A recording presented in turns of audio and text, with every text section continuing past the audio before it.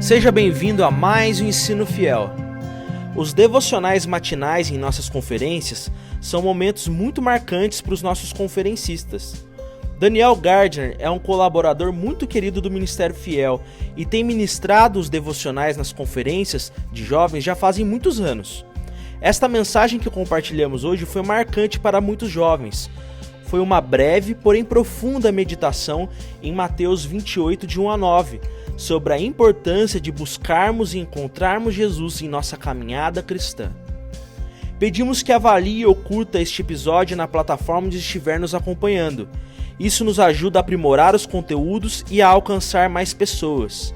Ensino Fiel, episódio 47, Buscando e Encontrando Jesus, com Daniel Gardner, na Conferência Fiel Jovens 2023.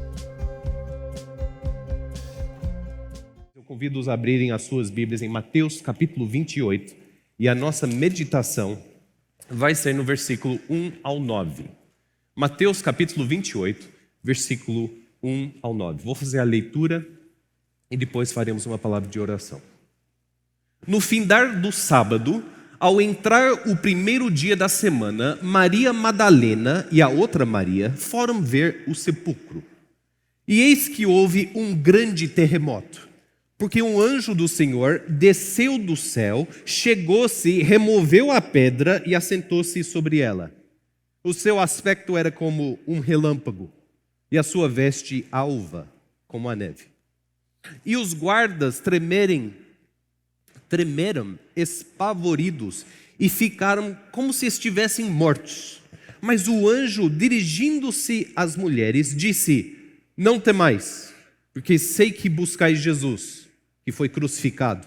Ele não está aqui, ressuscitou, como tinha dito. Vinde, vê onde ele jazia. Ide, pois, depressa, e dizei aos seus discípulos que ele ressuscitou dos mortos, e vai adiante de vós para Galileia. Ali o vereis. É como vos digo. E retirando-se elas apressadamente do sepulcro, tomadas de medo e grande alegria, correram a anunciá-lo aos discípulos. E eis que Jesus veio ao encontro delas e disse: salve. E elas, aproximando-se, abraçaram-lhe os pés e o adoraram. Então Jesus lhe disse: não temais, ide avisar meus irmãos que se dirijam a Galileia e lá me verão. Oremos. Senhor Deus, a sua palavra, ela não é apenas tinta no papel. Ela é viva, ela é vida. E através dela, o seu Santo Espírito quebranta os nossos corações e nos faz mais como Jesus Cristo. Abra os nossos olhos nesta manhã, ao longo deste dia. Faça-nos enxergar Jesus Cristo. Buscamos Cristo, o crucificado, o ressurreto, aquele que vive. Em nome de Cristo, nós oramos. Amém. O texto começa dizendo que as duas Marias, elas vão ao sepulcro pensando em aplicar ali alguns perfumes, algumas ervas que elas tinham o costume de preparar como maneira de honrar o corpo. Já tinha preparado na sexta-feira, sábado era dia de descanso, então no domingo, no primeiro dia da semana, elas vão ao sepulcro. Elas vão tímidas. Os outros evangelhos vão dizer que elas vão pensando quem que vai tirar aquela grande pedra que ficava ali sobre o sepulcro. Elas vão temendo também alguma zoeira, alguma maldade da parte dos soldados romanos que faziam guarda ali no sepulcro. Era o trabalho mais fácil da vida daqueles soldados romanos. Imagina, você que está acostumado a lutar em guerras brutais na época romana, você ser chamado para um frila de final de semana. Cara, o seu papel é ficar aqui num sepulcro, não permita que ninguém entre e não permita que ninguém saia. É o trampo mais fácil da sua vida. É só não dormir. Na época do exército romano, um soldado que abandonava o seu local de trabalho ou dormisse no seu local de trabalho, ele pagava com a própria vida. Ele morria por causa disso. Então tem aqui, neste contexto de morte, sepulcro, um corpo sem vida, tem aqui nesse contexto um outro receio da parte dos soldados, que não querem pisar na bola. É o trampo mais tranquilo de suas vidas. E aí, Maria vai chegar, as duas Marias vão chegar e vão fazer o quê? Pedir uma ajuda dos romanos? Dá uma ajuda, ajuda nós aqui, a gente queria tirar para ir. Não. Então elas vão temendo, como é que elas vão chegar no corpo de Cristo? E diz o texto, e aqui o foco é do versículo 2 ao 9. O texto, olhe como é maravilhoso a palavra de Deus. Deus vai dizer com poucas palavras algo magnífico, mas ele escreve como se, para Deus, isso aqui é coisa do dia a dia. Olha ali no versículo 2. E eis que houve um grande terremoto. Só isso. Porque um anjo do Senhor desceu do céu, chegou-se, removeu a pedra e assentou-se sobre ela. E o seu aspecto era como um relâmpago, e a sua veste alvo com a neve. E o Espírito Santo de Deus fala, foi isso que aconteceu e pronto. Isso para Deus não é problema. Para nós, a gente fica parado ali, tipo, como é que é? Deus chacoalhou a terra, mandou um anjo descer, um relâmpago sem trovão, uma luz, lembrando que era o início do dia. Nos outros evangelhos vão dizer, ainda estava escuro, o sol não tinha levantado, mas já tem luz, está cheio de luz, um relâmpago como se fosse. E o anjo desce e senta-se sobre a pedra que sai do sepulcro. E a reação no versículo 4 é, os guardas tremeram com grande temor, apavoridos, com grande pavor, e ficaram como se estivessem mortos, desacordados, desmaiaram. Gente, para você pegar um soldado romano que já está sofrendo com as traumas da guerra e você chocar um soldado romano, não é fácil. É mais fácil você chocar duas mulheres do que chocar um soldado romano. E o que acontece aqui no texto é que esses soldados, eles tremem. Literalmente Deus fez eles tremer na base.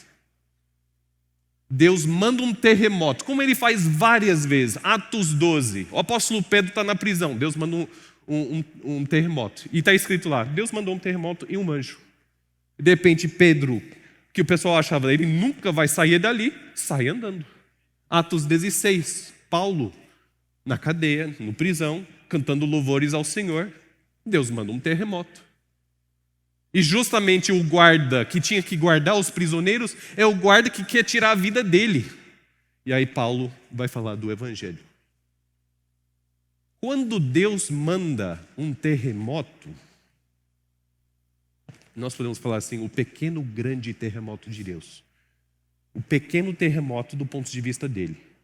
O grande terremoto do nosso ponto de vista. Queridos, a gente vê mais graça nos memes do que num sepulcro vazio. E esse é um mal da nossa época. A gente lê esse texto e pensa que é tão maravilhoso que é quase incrível. A palavra incrível, ele significa literalmente não crível, não pode ser crido, não. Ou é crível ou é incrível. Algo incrível é algo chocante, algo emocionante, mas você não pode crer nela. Ela é fake. E às vezes a gente fica espantado com a quantidade de coisas maravilhosas na palavra de Deus. E talvez você já ouviu de alguém, cara, eu não consigo acreditar na Bíblia, eu prefiro a ciência, eu prefiro o que faz sentido, porque, sério mesmo? Houve uma voz que disse, haja luz e houve luz. Sério mesmo que tinha um serpente falante e a mulher, e deu para o marido. E o marido, não, pelados. Sério mesmo? E depois o povo vivia até 900 anos. Sério mesmo? A sogra que nunca morre. Você crê mesmo nisso? Abraão, que vai sacrificar o próprio filho, quase mata o próprio filho, e um anjo do Senhor fala: espera aí, Abraão. Imagina aquela conversa quando Abraão voltou para casa. Querida, boas notícias, não matei o nosso filho. Sério mesmo? Que Moisés vai abrir os braços assim, e o mar vermelho vai se abrindo, e o pessoal vai passar pela terra seca? E aí depois você vai para o Novo Testamento e não fica mais fácil. Você tem uma virgem que fica grávida. Você tem um Messias que anda sobre as águas, que quando ele toca em alguém que é enfermo, aquela pessoa fica curada. Sério mesmo que você, em pleno 2023, crê nisso? É incrível demais. E a verdade é, irmãos, a vida é um milagre em si só. Existem muitos milagres na palavra de Deus que vão nos surpreender, que a gente não consegue explicar, mas a própria vida é um milagre. Sério mesmo que tem no seu peito algo que está batendo, fazendo o sangue percorrer todo o seu corpo, e você está respirando sem pensar em respirar. Sério mesmo que o seu corpo está fazendo o filtro entre o oxigênio que você precisa e as outras imperfeições que você não precisa.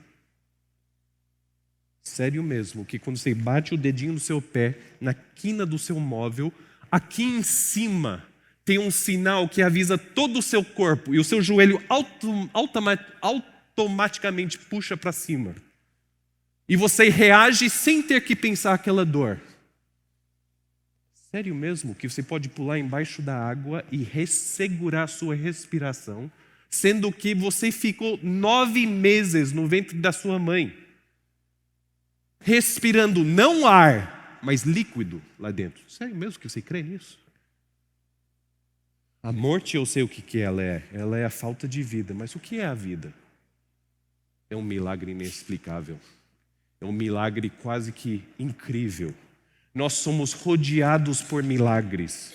E por isso, quando chegamos a um texto assim, onde Deus diz: houve um terremoto, houve um anjo relâmpago, houve aquelas guardas romanas, os soldados romanos caindo como se fossem mortos, sendo que eles estavam lá para guardar o morto, e o morto não está mais morto, mas eles estão mortos. É como se as duas Marias chegassem e falassem: bom, está vazio aqui, vamos botar os soldados lá dentro. Troca de lugar. Jesus sai e os soldados entram. É maravilhoso isso, é um milagre isso. Queridos, a vida é um milagre, e a vida cristã, a fé cristã é um milagre. Mas voltando ao texto, diz assim o versículo 4, que os guardas tremeram, ficaram como se estivessem mortos, mas o anjo, dirigindo-se às mulheres, vai dizer assim no versículo 5, não temais. Um terremoto que faz soldado romano temer.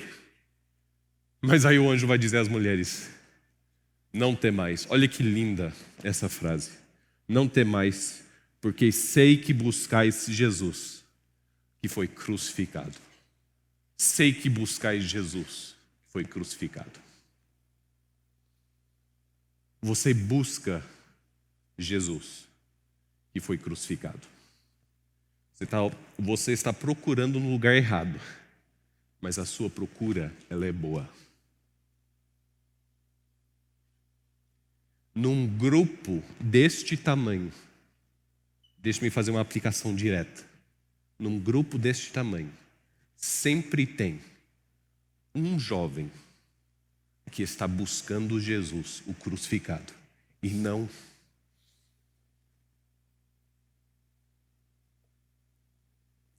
o encontra. Eu tenho uma palavra para você. Aliás, o anjo tem uma palavra para você. Não temais. Eu sei que buscais Jesus, o crucificado. Não desista. Você procura o Messias, o crucificado. Acontece que, olha o próximo texto, ali no versículo 6, ele não está aqui. Ressuscitou, como tinha dito. Acontece que Jesus, o crucificado, não está aqui entre os crucificados. Acontece que Jesus, aquele que morreu, ele não está entre os mortos. Acontece que Jesus, que foi sepultado, ele não está entre os que foram sepultados. Ele não está aqui no sepulcro. Você busca Jesus, e amém por isso. Acontece que você está procurando um lugar errado. E aí o anjo vai dizer: vai e diga aos discípulos que ele ressuscitou, como ele dizia que ele ressuscitaria. Jesus Cristo está na história, mas não ficou na história. Jesus Cristo existiu, sim, em um tempo da humanidade, mas ele não está preso naquele tempo. Ele não está na história que passa, ou no tempo que passa. Ele está, de fato, olhando para trás, encontramos Cristo, mas não é só ali que encontramos Cristo. Ele, vivo e ressurreto, está conosco e no nosso futuro. E o anjo vai dizer: vinde, vê onde ele jazia. Venha ver um sepulcro vazio. E aquelas mulheres, diz o texto, que elas ficaram com temor e com grande alegria, e a ficha não caiu. Elas ficaram um tanto confusas. O outro texto do Evangelho vai dizer, inclusive, que quando a Maria encontra com Jesus, ela vai achar que ele é o jardineiro que cuida ali do local. E ela vai perguntar: foi você que tirou o corpo? Porque lá está vazio. É só me falar onde está o corpo que eu queria preparar. Sabe, elas estão confusas, não caiu a ficha. Mas olha o que belíssimo isso no versículo 9. Eu quero finalizar com isso. Versículo 9. Bom, versículo 8, só para continuar o contexto. Versículo 8. E retirando-se elas apressadamente do sepulcro, tomadas de medo e grande alegria, correram a anunciá-lo aos discípulos. E eis que Jesus veio ao encontro delas. Elas estão buscando Jesus, mas quem encontra é Jesus que encontra com elas. Elas estão procurando, mas Cristo também estava procurando elas. E quem encontra primeiro é sempre Jesus. Ele procura as ovelhas, as suas ovelhas. Ele vai, como no caso do filho pródigo, o pai que vai ao encontro do seu filho. Ou seja, as mulheres que estavam procurando, elas são encontradas. E essa é uma palavra de encorajamento, jovem, você que está aqui. Nunca houve na história da humanidade uma pessoa sequer que, buscando a Jesus, não foi encontrada por Ele. Pedi e dar-se-vos-á. Buscai e achareis. Ou, em outras palavras, buscai e será encontrado. Clama ao Senhor, Ele sempre ouve as orações e o clamor daquele que busca. Não temais, eu sei que buscais Cristo, o crucificado, que é Cristo, o ressurreto.